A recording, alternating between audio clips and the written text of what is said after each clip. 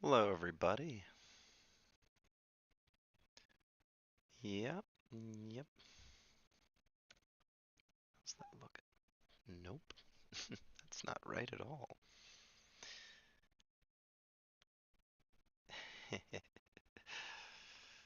On the campus setup today, that means everything just takes a little bit longer. But feel free to stop by if you want to say hello. Always happy to see you guys in person.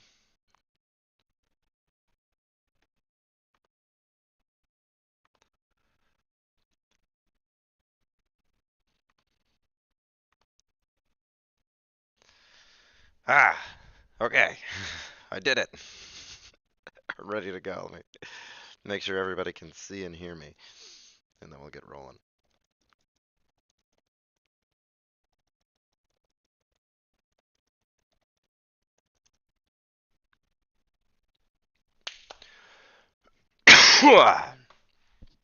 I have most of my voice back today, so that's a big plus.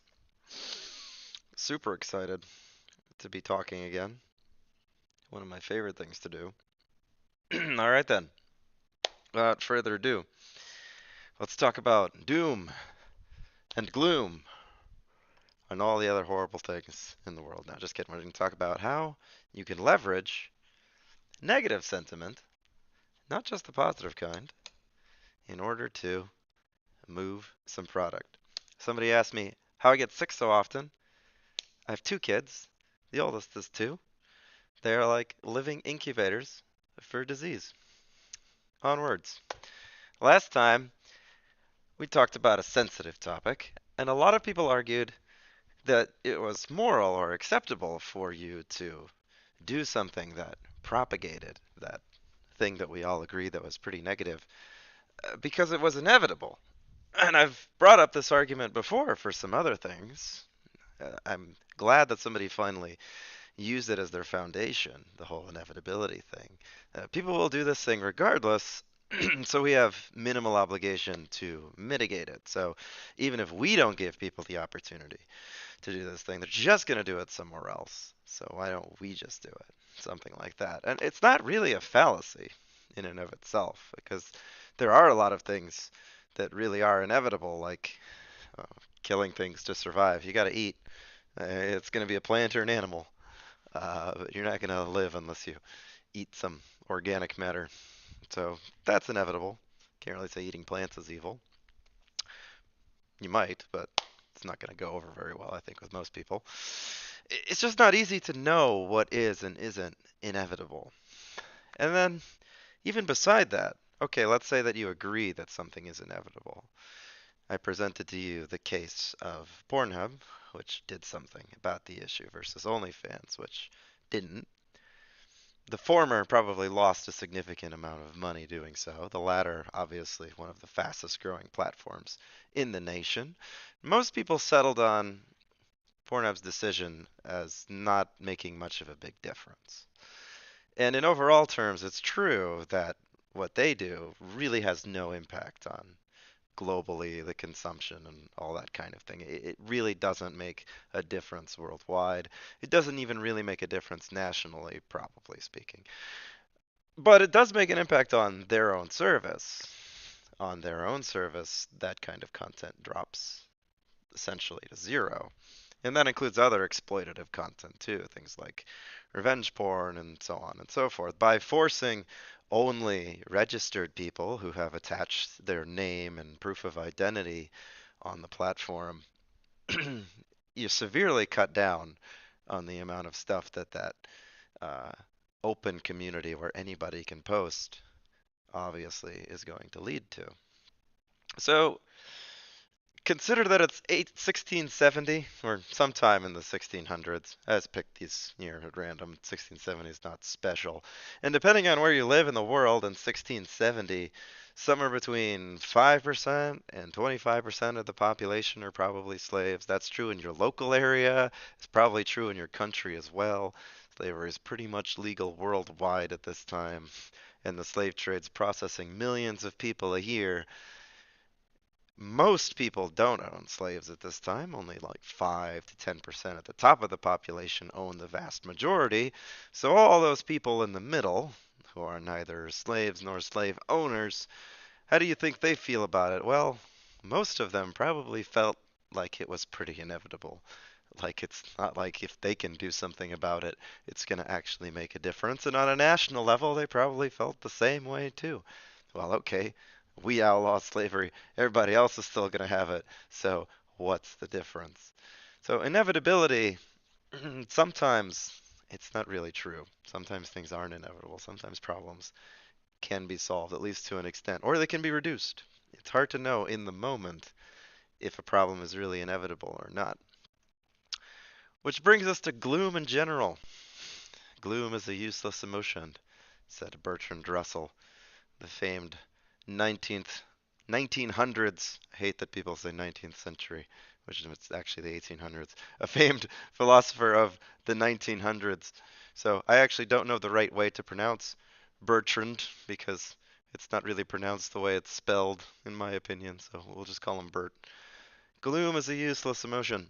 But Bert was talking about on a personal level. He was saying that gloom is useless to you, but that doesn't necessarily mean that gloom is useless to the person that can cause it. Gloom might indeed be very useful to the gloom maker. Let's do a quote from Bert. Gradually, I learned to be indifferent to myself and my deficiencies. I came to center my attention increasingly upon external objects, the state of the world, various branches of knowledge, individuals to whom I felt affection. That's probably not an unfamiliar sentiment, right? Takes a lot of personal development to stop paying attention to your own internal deficiencies in yourself. But, as we'll continue on, external interests, it is true, bring each its own possibility of pain. The world may be plunged in war, knowledge in some direction may be hard to achieve, friends may die, but pains of these kinds do not destroy the essential quality of life, as do those that spring from disgust with self. So, as you get more and more informed and more involved with global events and different topics of knowledge and certainly different people, you obviously experience more and more bad shit. Because if you just stay home and do nothing, almost nothing bad will happen to you. And it'll be great. But if you stay home and do nothing and read the news, you'll see loads of bad stuff. And Bert says that that stuff is not so bad. None of that is spiritually destroying. The only stuff that's really spiritually destroying is being disgusted with yourself. So something to consider from old Bert there, who knows a thing or two. And then we'll go with a little nihilism to counter.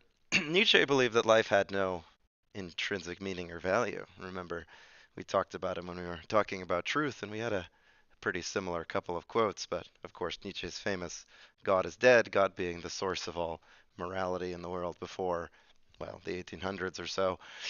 Every belief considering something true is necessarily false because there is simply no true world. Well, that's a bummer, isn't it? Nothing can be true.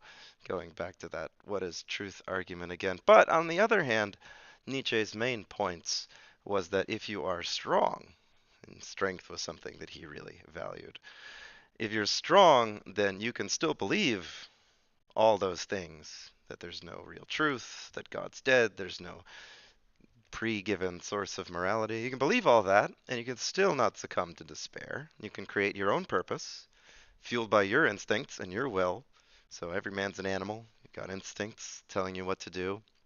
You can embrace them, channel them into something. Nietzsche was a big fan of arts and productive endeavors, that kind of thing. So you create your own purpose. It doesn't matter that it's a little bit artificial. And it doesn't matter that there's not a pre-given morality. You can make one, and you can make a good one, and then you can follow it. And that's enough. It's satisfying. The word of the day is ennui, and I'm going to say it like that. Ennui. Please use ennui in our discussion as much as possible because it's just such a fun word. If you don't know what ennui means, ennui is just being bored of life, being listless, indifferent to everything. Something like just a state of not quite depression, but also Not quite exuberance, something like apathy, listlessness, world weariness, dissatisfaction, boredom with everything. How do you make your users feel, ennui? And why would you want to? Why would you want to make your users listless and bored? That sounds like the opposite of what most products at least claim they try to achieve. You don't want to give people ennui. So why ennui? Because the listless user, the user with ennui, they just keep scrolling. They continue to sit on the couch. They don't care when Netflix pops up after 5 hours and says, "You know you've been watching for 5 hours. Are you sure you want to continue?" If they have enough ennui, they'll just sit on the couch and stare at the black screen because they don't have the energy to click continue. But when that next episode scroller comes up and it's going to start the next one in 5 seconds, you have a choice. You can get up off the couch and do something else, or you can give in to the ennui and just watch the next one. And hey, you might even watch ads because why not?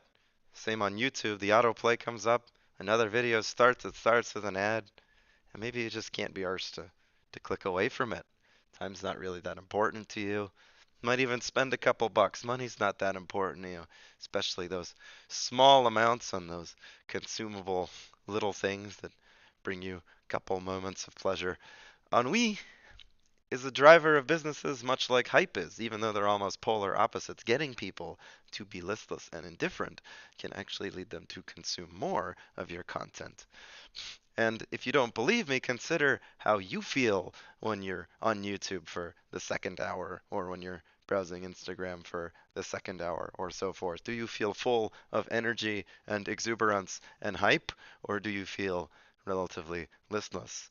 Or better yet, go somewhere where there's a lot of people in public and find somebody who's clearly on their phone browsing and just look at their face. Do they look like they're enjoying themselves or do they look like the definition of ennui? And I would say most people look like the definition of ennui when they're scrolling through their social feeds. Which brings us to doom scrolling, a term that was coined very recently. Really, it only got popularized during the pandemic, but now it's a term that you hear a lot.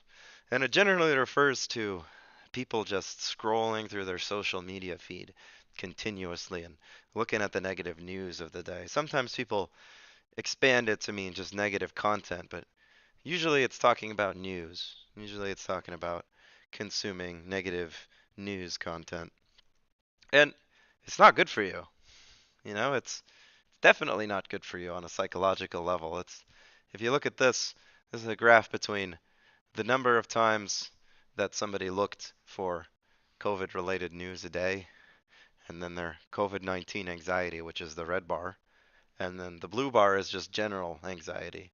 So the more these folks looked for COVID related news, the more anxious they felt. Now, some of this could be putting the horse before the dog, right? The anxious people look for the news because they're already anxious. Okay, maybe. It's hard to establish a causative relationship with stuff like this.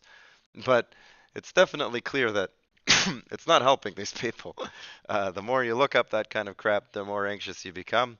And likewise, the more hours a day you spend looking at that kind of stuff, the more anxious you become. And the relationship is, well, pretty clear, at least from this, even if it might be correlative. So here are some common techniques that you might use in order to get people to stay on your platform and feel a wonderful sense of ennui and continue to doom scroll forever and ever. So, first, and this is the best tactic and the most well applied common invention, is the infinite scroll. I would say infinite scroll itself is a dark pattern just because of how addictive it is, but infinite scroll on bad news is doubly so. Infinite scroll is just allowing users to continue to see content without having to engage in any kind of next page or refresh button. You reach the bottom or the bottom in quotes because there's not really a bottom, it just loads more, and so on and so forth, and you can scroll forever without having to do anything but scroll. There's a strong psychological bias to keep scrolling when you see that kind of user interface. Negativity bias in titles is something that a lot of people are already familiar with. But in case you don't know, people are much more likely to click on bad news than good news. Bad news, it definitely sells better. So, even if the news is kind of good, or maybe it's neutral, if you make the title sound as bad as possible, it makes people more likely to engage with it. It also leads to a phenomenon where even if people aren't engaging with it, they only read the titles, as most people do, and they scroll through a sea of negativity because everybody's trying to one up on the negativity to get you to click. Now you have to mix in the positive occasionally, or people get mentally exhausted and then they can't hit the continue button on Netflix or their finger stops being able to physically scroll, whatever. I'm being facetious, but people do get exhausted. They just put the phone down and go to sleep or whatever. So occasional cheerful content helps to prevent mental exhaustion, but it's good if this content is low energy and easy to consume. So it gives you a little quick lift me up without having to distract your attention very much from the doom scrolling. So we know that all social media has some nice fuzzy animal videos, quick little memes, maybe some softcore erotic content, whatever. Stuff that gives you a lift so you can go back to the doom scrolling. The ribbon of content is important here because just having the infinite scroll is good, but having the infinite scroll in like a distractionless and focus setting is even better. That's why if you see most of the social media platforms, they've gradually stripped away everything, the title bar, the sidebars, they put all that behind hamburger menus and whatever, dot menus, so that there's nothing but the ribbon of content, the content from the top to the bottom, no distractions. And this enables you to read even subconsciously when you're scrolling in. If you scroll really fast, your mind reads a lot faster than you do consciously, and sometimes that triggers the, oh wait, go back up effect, and it makes it more dynamic. You pass something, then you go back up and look at it, then you go back down, and it makes the experience more engaging. Shocking content, everybody knows clickbait, right? Clickbait, everybody loves to consume it. The more shocking the headline, the more likely we're going to click on it, or at least the more likely it's going to occupy a little bit of our brain space. And of course, it's difficult to infinitely generate fresh content, especially if you're a newer social media platform. So you want to mix up the content that you throw in addition to throwing in the fresh bad news, you also want to throw in some old content that performed well, especially if the user hasn't seen it, and especially if you know something about the user and you know that they might, well, be engaged with that kind of content. I wouldn't say enjoy it because I'm talking about negative content for the most part. And then another thing you can do, which goes back to putting people in teams and elements of gamification, is to show people their enemies because people love to read the nonsense of their enemies. And, well, insofar as we have enemies in today's world, it's not like we're all trying to kill each other all the time, but political opponents are great enemies. And so, if you want people to keep doom scrolling, show them the stupid crap that their political opponents are doing. Show them the stupid shit that the political opponents are saying. Better yet, show them the dumbest stuff that they say so you can get more and more irritated with it. Let's do a little example of moral burden of somebody who was a software developer and feels bad about something that they did. Let's talk about the guy who invented Infinite Scroll, the guy who's credited with it at least. He invented that over a decade ago, and today he goes around publicly apologizing for it. He says that his invention wastes about 200,000 lifetimes a day. That's probably overkill, right? There's no way it's that many. But can you imagine being responsible for killing even a tenth of that, let's say 20,000 people a day? Can you imagine being responsible for wasting 20,000 lifetimes a day? That must feel really bad. He featured in Netflix's The Social Dilemma, which is a documentary on social media dark patterns if you're interested. No, I wouldn't promote Netflix. Certainly get the documentary elsewhere. All right, today's discussion. If you're on the moral side, you think giving the user a sense of ennui is fine. Nothing wrong with a little nihilism to move products. Nothing wrong with a little nihilism to keep people on the platform. It's okay to kind of enervate people and show them a bunch of negative content to get them to stick around because they don't have the energy to leave and so on and so forth. It's fine to promote ennui. If you're on the immoral side, you don't think that you should make people nihilistic on purpose. Now, a caveat is that obviously you know that some content is made to be sad. You don't have to believe that all content is meant to be cheery or that you can't have any nihilistic content at all. You just have to believe that content shouldn't be skewed towards generating nihilism or a sense of ennui on purpose. So again, you don't have to think that you're not allowed to do it at all. You just don't think that that shouldn't be a central kind of part of the platform. You don't think that you should try to generate ennui. And if you're on the amoral side, you think that the platforms really aren't doing this. This is just how people are. There's actually no moral or immoral thing being done. This is just what people do. They gravitate towards nihilism. They post that kind of content. And if platforms are doing anything, it's just because they're run by people too. And it's their nature that makes them do what they're doing.